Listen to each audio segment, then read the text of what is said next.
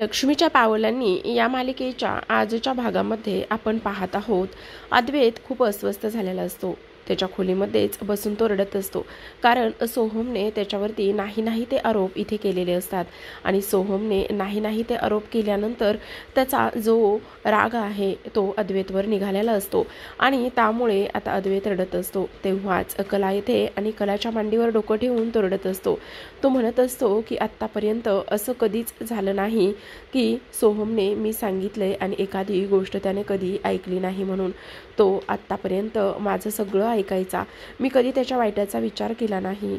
तो म्हणायचा, दादा जसं तू मला सगळं काही सांगतोयस तसंच इथे मी सगळ्या गोष्टी इथे करेल आणि तू म्हणतोस तसंच अगदी मी सगळं काही करेल, असं अद्वैत म्हणत असतो. आणि तेव्हा तो रडायला सुरुवात करतो. तेव्हा कला त्याला म्हणत असते, हे बघ चांदेकर, प्लीज शांत हो. सोहम आत्ता दारू प्यायलेला होता आणि त्यामुळे तो रागाच्या भरात एवढं सगळं काही बोलून गेलाय. एक गोष्ट मात्र नक्की लक्षात ठेव की जेव्हा सोहम शांत होईल, जेव्हा त्याची उतरेल, तेव्हा त्याने केलेल्या चुकाची जाणीव त्याला होईल. म्हणूनच मी तुला सांगत आहे, प्लीज असं काही नकोस करू. आणि हे बघ, सोहमला आपणच समजून घ्यायला हवं ना. आणि त्याहूनही सगळ्यात महत्त्वाची गोष्ट अद्वैत चांदेकर मी तुला सांगत आहे ती म्हणजेच की हे बघ, आता काही जरी झालं ना तरी सुद्धा आम्ही कलाकार जे असतो ना, ते कलाकारांना स्वतःची प्रसिद्धीपेक्षा, त्याचबरोबर स्वतःला काम मिळण्यापेक्षा आमचा आनंद कशात आहे हे सगळ्यात जास्त महत्त्वाचं आहे. मग त्याला आत्तापर्यंत असं वाटायचं की नाही, काही जरी झालं ना तरीसुद्धा इथे आता जो दादा आहे त्या दादाने माझ्यासोबत असं केलेलं आहे आणि त्याने ह्या सगळ्या गोष्टी अशा केल्यामुळे आता मला तर खूप जास्त टेन्शन इथे येत आहे. त्याचबरोबर इथे सगळ्यात महत्त्वाची गोष्ट म्हणजेच की आता काही जरी झालं ना तरीसुद्धा इथे तू काळजी अजिबात करू नकोस. सगळं काही व्यवस्थित होणार आहे. आणि इथे आमचा जो काही स्वाभिमान आहे तो इथं दुखवला जातो ना, आणि स्वाभिमान दुखवल्यामुळे ह्या सगळ्या गोष्टी इथे अशा होत आहेत बघ. त्यामुळे तू अजिबात इथे काळजी करू नकोस. सगळं काही ठीक होईल, सगळं काही व्यवस्थित होईल, असं आता इथे ती त्याला समजवत असते आणि म्हणत असते, हे बघ तू एवढा स्वतःला त्रास अजिबात करून घेऊ नकोस. तेव्हा अद्वैत म्हणत असतो, अगं हो, ते सगळं काही खरं आहे, पण त्या सगळ्या गोष्टी खऱ्या असताना मात्र सगळ्यात महत्त्वाचं बघ ना की मी त्याच्या बाबतीत असं कसं करू शकेल. त्यावर कला म्हणत असते, हे बघ चांदेकर, त्याचं असं झालेलं असेल की कदाचित त्याला इथे फक्त आणि फक्त त्याच्या बळावर इथे त्याला काम मिळवायचं असेल आणि त्यामुळे तो तुझ्याशी असा वागला असेल. पण एक गोष्ट मात्र नक्की आहे, तू अजिबातच ह्या सगळ्या गोष्टींचा विचार करू नकोस. एकदा का सोहम शांत झाला, त्याचा सगळा राग गेला ना तर सगळं काही इथे व्यवस्थित होईल. त्यामुळे तू नको एवढा विचार करू. हे सगळं काही आता इथे ती त्याच्याशी बोलत असते. आणि तेव्हा आता इथे जो अद्वैत आहे तो इथे थोडासा सावरलेला असतो, कारण कलाच्या ह्या समजवण्यामुळे त्याला कळलेलं असतं की नाही, काही जरी झालं ना तरीसुद्धा ही चूक माझीच होती, असं इथे आता त्याला वाटलेलं असतं. आणि ह्या सगळ्या गोष्टी इथे वाटल्यानंतर आता लगेचच तो इथे विचार करत असतो की नाही, इथे माझं चुकलं असेल. त्यावर लगेचच कला म्हणत असते, हे बघ, आत्ता ह्या सगळ्या गोष्टींचा इथे विचार करायची काहीच एक गरज नाही, कारण तुला आता शांत राहणं खूप जास्त गरजेचं आहे, समजलं. आणि प्लीज एकदा सोहमला शांत होऊ देत. सोहम शांत झाला की मग बघ ते तो कसा इथे तुझ्यासोबत सगळ्या काही गोष्टी इथे करू शकतो. आणि सगळ्या काही गोष्टी इथे केल्यानंतर लगेचच आता सगळं काही व्यवस्थित होईल असा सुद्धा इथे आता तो विचार करत असतो. तेव्हा आता तो म्हणत असतो, खरं सांगू कला, खरं सांगू का गं खरे, इथे जेव्हा मी कुठल्या याच्यामध्ये असतो तेव्हा मला इथे तुझ्याशी बोलून खूपच आनंद होतो. पण आता मात्र इथे तुझा आधार आणि तुझे हे शब्द मला खूप काही देऊन गेले आहेत, असं अद्वैत बोलत असतो. आणि तेव्हा लगेचच आता कला त्याला म्हणत असते, हे बघ शांत हो आणि प्लीज आता नाही त्या गोष्टींचा विचार करू नकोस, असं म्हटल्यानंतर आता लगेचच जो अद्वैत लगेच झोपत असतो. आणि तेव्हा कला त्याला आधार देत असते. इकडे अद्वैत अगदी अक्षरशः हमसून रडत असतो. त्याला खूप जास्त वाईट वाटलेलं असतं की आता इकडे ह्या सगळ्या गोष्टी झालेल्या आहेत. तेव्हा अद्वैत आहे त्याच ठिकाणी तसाच आता झोपलेला असतो.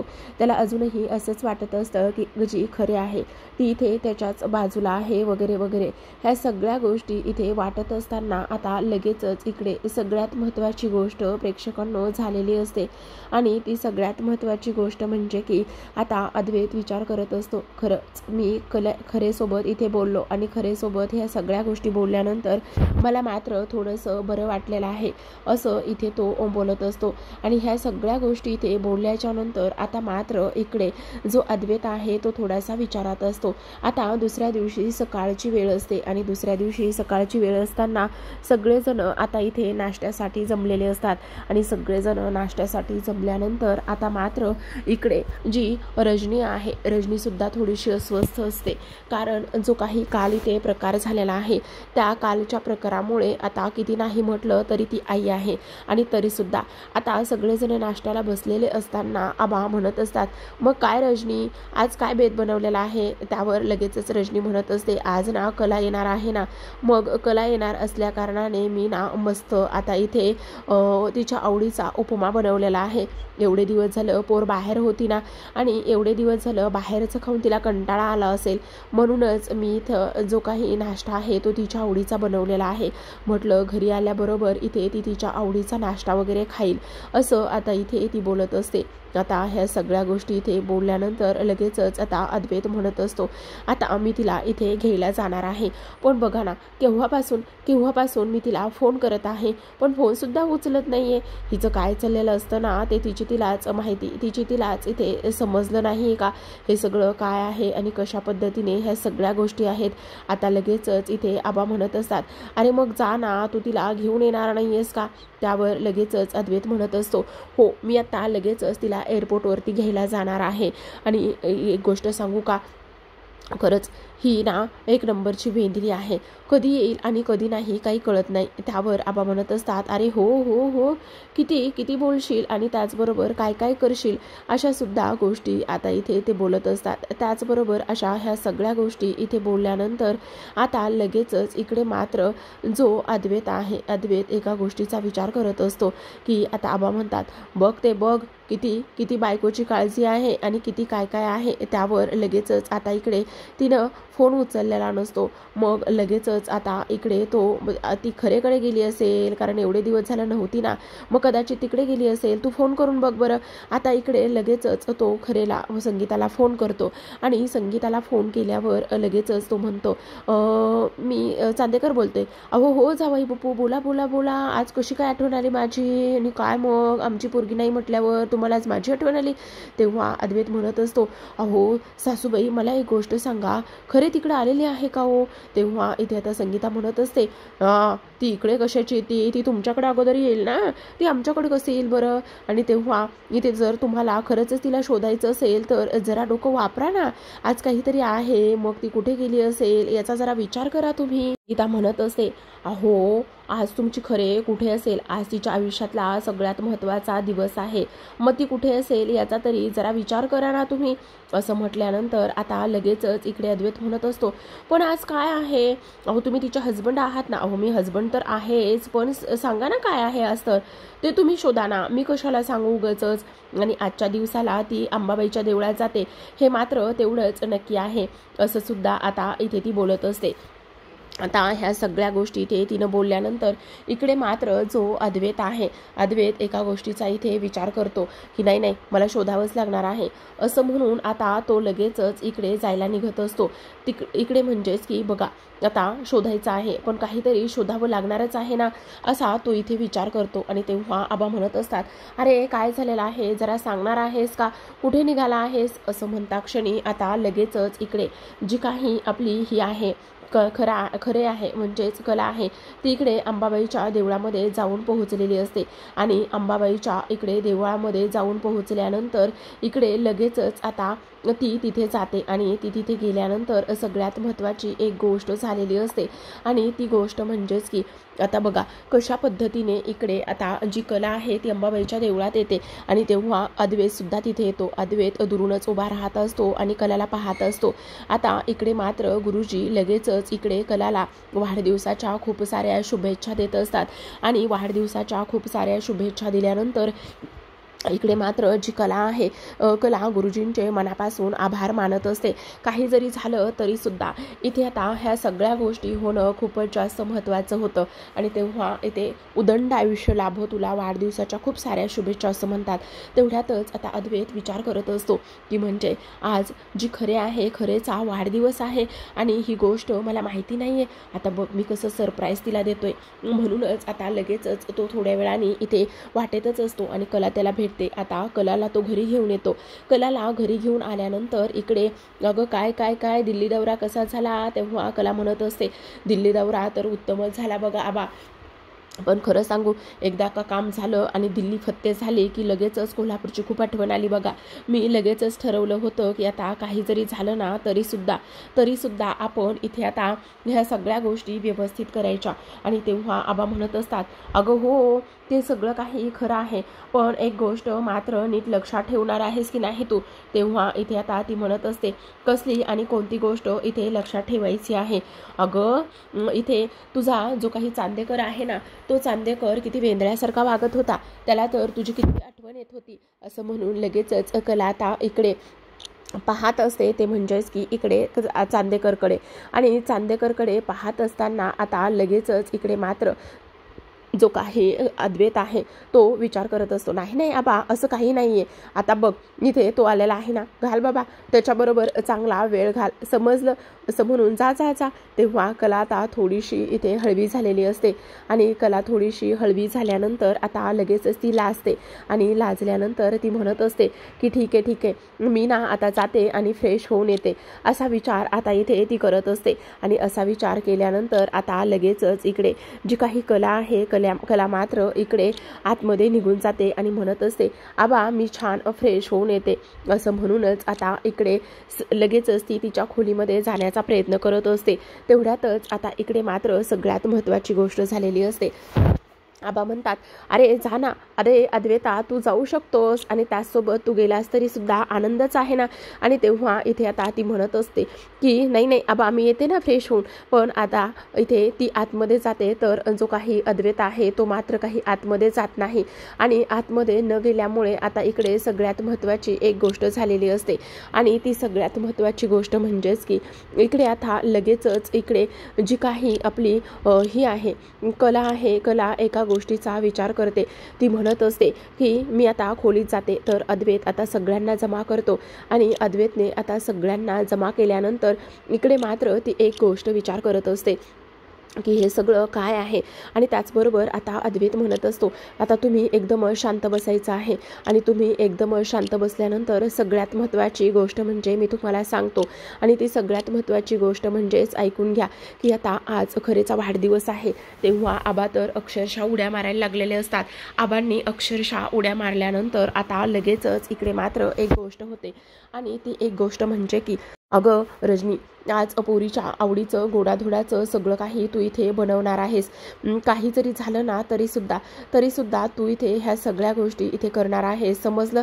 काही जरी झालं ना तरी सुद्धा त्यावर आता इथे अद्वैत म्हणत असतो अहो आबा ते तर सगळं काही करायचं आहे, पण त्याहूनही सगळ्यात महत्त्वाची गोष्ट म्हणजेच की आज मी इथे जी खरे आहे खरेला आता इथे सरप्राईज देणार आहे. म्हणजे बघा ना आत्ता तुम्ही तिला सांगायचं नाही तिचा वाढदिवस आहे म्हणून. मी मस्त तिच्यासाठी गाडी सजवणार आहे, केक बनवणार आहे आणि तेव्हा मी आता इथे एक गोष्ट करणार आहे आणि ती गोष्ट म्हणजेच की बघा आता इथे तिला सरप्राईज द्यायचे. मग आम्ही तिच्यासाठी काय करायचं आहे असं म्हटल्यानंतर ती लगेचच म्हणत असतो की माझं एकदा सरप्राईज वगैरे झालं ना मग तुम्हाला जे काही करायचं आहे ना ते तुम्ही सगळं काही करू शकता असं आता इथे तो बोलत असतो. तर तेव्हाच आबा म्हणत असतात अरे वा वा वा वा इथे खरेबद्दल आणि खरेवर खूपच प्रेम होतो चाललंय तुझं, एवढं सगळं काही तू इथे बायकोसाठी करणार आहेस का.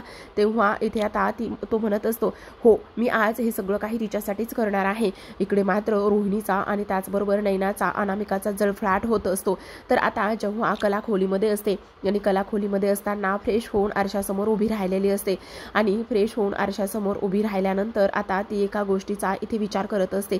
आजचा दिवस माझ्यासाठी किती छान आहे आणि माझा मूड किती छान आहे, पण आज माझा वाढदिवस आहे. ही गोष्ट चांदेकरला माहिती असेल का?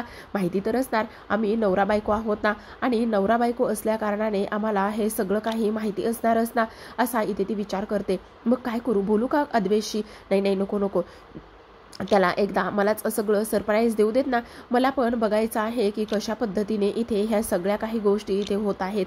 असं म्हटल्यानंतर आता लगेचच इकडे जो काही अद्वैत आहे, अद्वैत खाली तयारी करत असतो आणि तेव्हा खरे म्हणत असते, असू देत, मला तर असं वाटतंय की नको आपण एक काम करूयात, इथे त्याच्याकडे लगेचच जाऊयात आणि त्याच्याकडे लगेचच गेल्यानंतर आपण एक गोष्ट त्याला विचारूयात की हे बघ, आता तुला माझा वाढदिवस आहे की नाही, पण जर मी विचारायला गेले तर मग तो मला सरप्राईज कसं काय देऊ शकतो, असा सुद्धा आता इथे ती विचार करत असते. आता ह्या सगळ्या गोष्टींचा विचार केल्यानंतर सगळ्यात महत्त्वाची गोष्ट एक झालेली असते.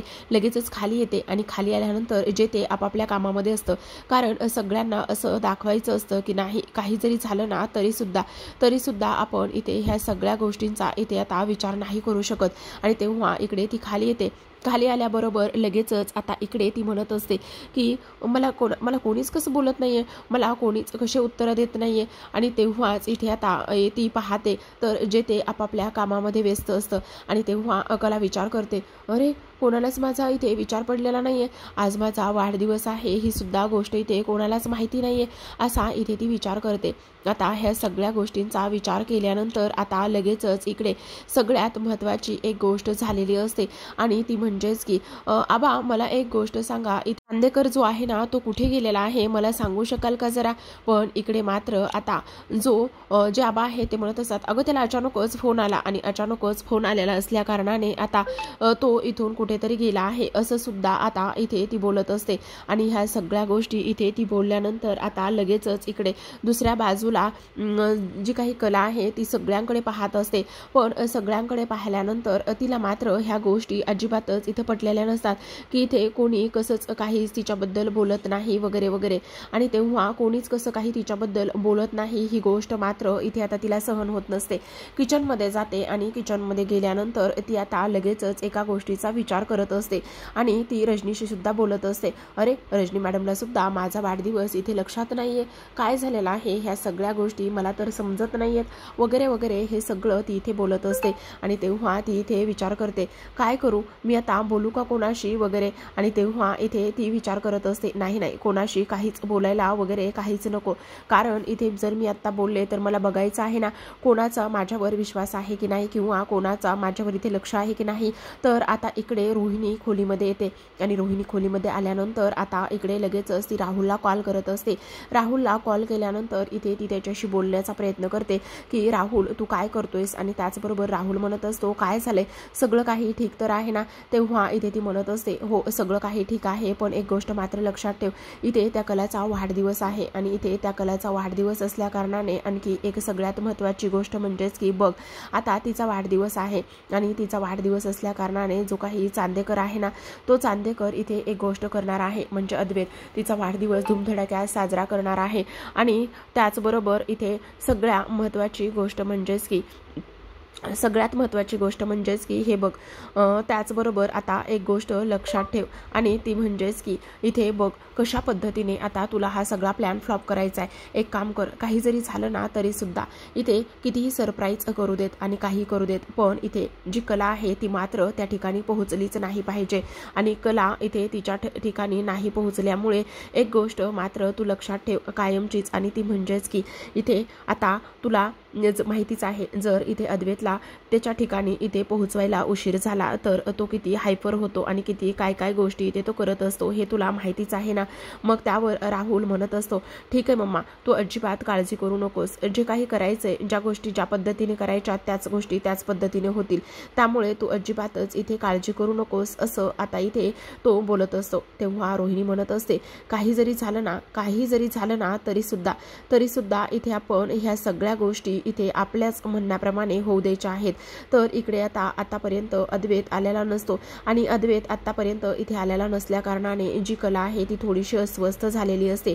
आणि त्याचबरोबर आता प्रेक्षकांनो, उद्याच्या भागामध्ये आपल्याला असं पाहायला मिळत आहे की आता इकडे जी रोहिणी आहे, रोहिणीने मात्र इथे जो ड्रायव्हर आहे रेग्युलरचा, त्या ड्रायव्हरला इथे सुट्टी दिलेली असते आणि त्या ड्रायव्हरला इथे सुट्टी दिल्यानंतर इथे एक गोष्ट इथे होत असते आणि ती एक गोष्ट म्हणजेच की ती म्हणत असते, हे पैसे घे आणि कलाला त्या वेळेवर पोहोचवायचं, पण खूप उशीर होईल असं पोहोचवायचं, एकदम फिरून फिरून ती तिथे पोहोचली पाहिजे, लेट झालं पाहिजे असं आता इथे तो बोलत असतो.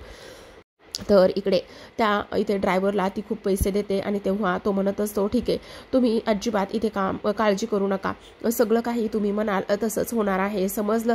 आता कलाला इथे अद्वैतचा फोन आलेला असतो आणि फोन आल्यानंतर इथे लगेचच जी कला आहे ती इथे निघालेली असते. तेव्हा ती कोण ड्रायव्हर आहे काय आहे हे अजिबात बघत नाही आणि तेव्हा इथे ती त्याच्यासोबतच निघून गेलेली असते. इकडे मात्र रोहिणी विचार करते, आता कला खरे इथे तू अद्वैतनं दिलेलं सरप्राईज कसं अरेंज करतेस आणि कसं काय करतेस हे मला पाहायचंच आहे, असं सुद्धा आता इथे ती बोलत असते. आता ह्या सगळ्या गोष्टी तिने इथे बोलल्यानंतर मात्र प्रेक्षकांनो, अद्वैत आणि कलाच्या नात्यामध्ये पुन्हा काही होईल का आणि त्याचसोबत सगळ्यात महत्त्वाचं, रोहिणीचा प्लॅन हा फ्लॉप